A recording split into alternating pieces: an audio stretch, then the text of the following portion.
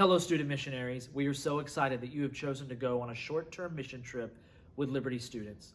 One of the most daunting things that people face when it comes to a mission trip is the cost. They fear that it's too much and they won't be able to raise it. And we want to encourage you is, if God has called you, God will provide. So if you're sitting in this room watching this video today, believing that God has called you to go on this short-term mission trip, let all the worry and the fear melt away, because God has already promised He will provide for what He has called you to do.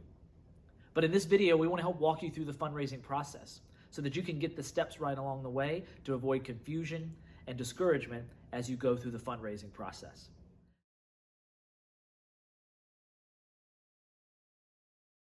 So number one, pray.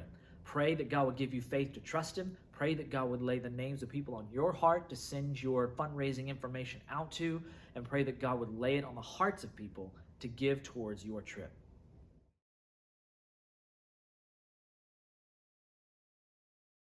Number two, go to your Go Method page.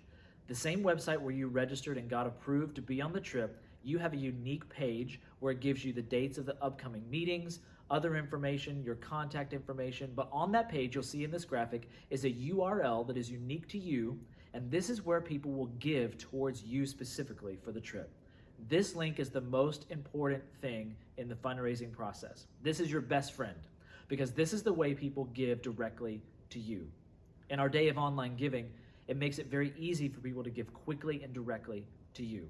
And so this is a link you'll use in everything else we're about to talk about. So make sure you know it, copy it, paste it, and save that for use.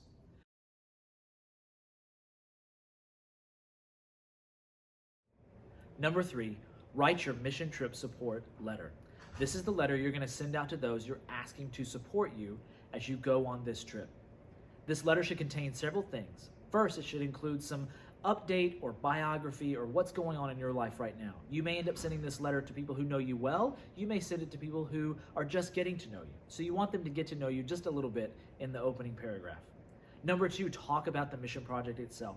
Talk about where you're going, what mission work is being done there, and what you're going to be doing specifically that you want them to pray for and to give towards. And finally, at the end, you're going to ask them to commit to pray for you, and if they are able, to give towards what you're doing. And this is where you're going to need to include giving instructions. Make sure you give them the opportunity to give right away. This is where you'll copy and paste that link from your Go Method site onto the letter. Now, if you send a print letter, obviously they'll have to type that in on their phone or on their computer. But if it's a digital letter, they'll be able to click on it right away. You'll also want to include instructions about how to send a check, which we'll talk about in just a minute. But this letter should, again, include information about you, information about the project, and then the invitation to pray and to give, and then instructions on how to give. Once you've written that letter, you need to show it to your student pastor and get them to approve it so that you're ready to go.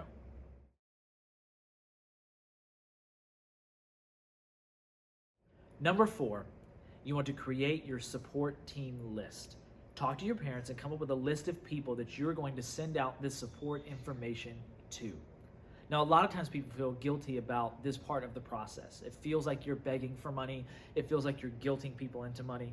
And certainly you want to be careful how you word your letter that it doesn't sound that way.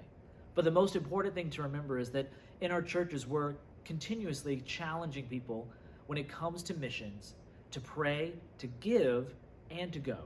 With this project, you get to be one of the goers. But you're building a support team of people who get to be the prayers and the givers. So remember, you're not begging people for money. You're inviting people in to be a part of the mission of taking the gospel to those who have never heard it. And by their gift, they get to be as much a part of the process as you. So don't feel guilty and don't feel like you're begging people, but be encouraged that you are inviting the team to be bigger. You're inviting others to be a part of your team. And through your support and through the support of all your other team members, it ends up not just being the small group that goes, but a multiplied dozens of people who are part of this mission project through their praying and through their giving. So this list of people, it can be family, friends, friends of your parents, neighbors, people at church, people at your parents' work.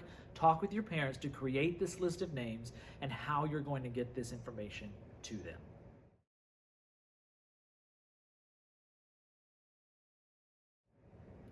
Number five, use your social media. Some of the content that you put in the letter, either film a video of yourself to post or take a picture of that letter and post it, or take a picture of the logo of the trip and post that, and then in the comment section below, reprint some of the content from your letter so people can read about the trip. But make sure, again, you give the link to give, whether it's in your bio or provided there below in the comments. Make sure you provide the link for people to give right away. So again, that online link becomes super important when it comes to social media. And many students have raised a bulk of their money through talking about it on their social media and providing that link.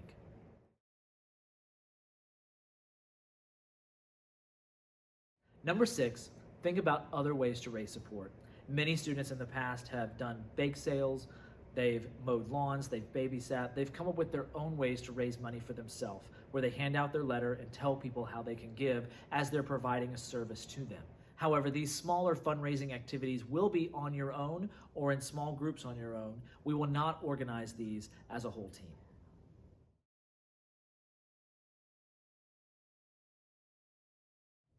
Number 7, checks and cash. If anybody chooses to write you a check, whether it's your grandmother or someone who may pay you for mowing their lawn or something like that, specifically to give towards this mission trip, the most important thing to remind them is to make the check out to Liberty Live Church. If the check is made out to you personally, they do not get tax credit for the gift, and we also have to go through several steps to get that money into your specific account. So make sure they make the check out to Liberty Live Church and leave the memo line blank. When it comes to turning in checks and cash that people may give you, here's that process. And this is the way we ask you to follow it at every campus. In the gathering area of every Liberty campus, there is a black drop box with envelopes on the outside. Bring that checks and cash, put it inside the envelope, seal the envelope, but this is very key. Make sure on the outside of the envelope to write your name and the mission project it is for. If you leave the envelope blank or you don't put the mission project name, the money will get deposited into the general tithing and giving account of the church. And at that point, it's very difficult to track where it was supposed to go.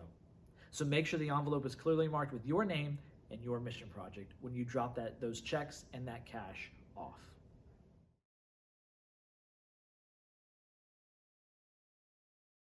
Number 8, let's talk about some milestones along the way. As we begin to raise funds, we will reach points along the preparation process where we need to put payments in for plane tickets or rental vehicles or hotel rooms that will need to be covered. And it's important at this point that we know that everyone is working hard and everyone is committed to going on the trip before we put payments down on things that we cannot get back. And so there may be a point along the way that we follow up with you on your fundraising if you're coming short of what we need to cover, specifically things like plane tickets. And so just know that if you are a little bit short or you're coming up short of that, we'll stay in touch with you and we'll encourage you along the way. And we'll work with you to help you get there. But just know that if you're not working hard and you're falling way short of what it costs to get you actually out there, we may ask you to reconsider whether or not you go on the trip. But again, we don't want you to worry, but we do want you to pray, work hard, and put forth that effort as the whole team works hard together.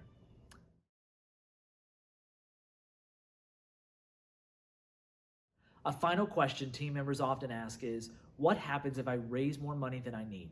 Can I roll it over into another account, such as another mission trip, or to help me with summer camp? And the answer to that question is no. And the reason is because of IRS tax rules. When people make donations to a specific organization for a specific purpose, it must be used for that purpose. So any money that is given towards you for this trip will be used for that trip. And so where it will help us is maybe there's another student who's worked just as hard as you, but for whatever reason, their funds aren't coming in as abundantly as yours. It can help offset those who have come up short. Or if everyone raises their money and goes above, it gives us more funds to work with on the field. We can do additional ministry, give additional gifts to the missionaries, or do additional projects on the mission field to help those you're going to assist and minister to. So just know that all the money that is raised for this trip, even if it goes above the required amount, will be used on this trip.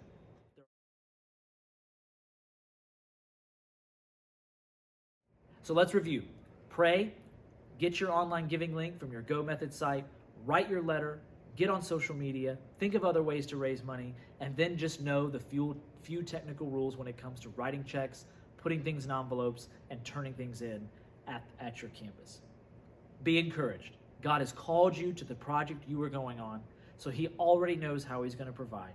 as you take the gospel to those who have never heard it and assist those missionaries and pastors who are trying to reach the unreached, God is going to provide exceedingly abundantly above all we could ask or imagine for what He's called you to do. So go get to work and trust God to do it all.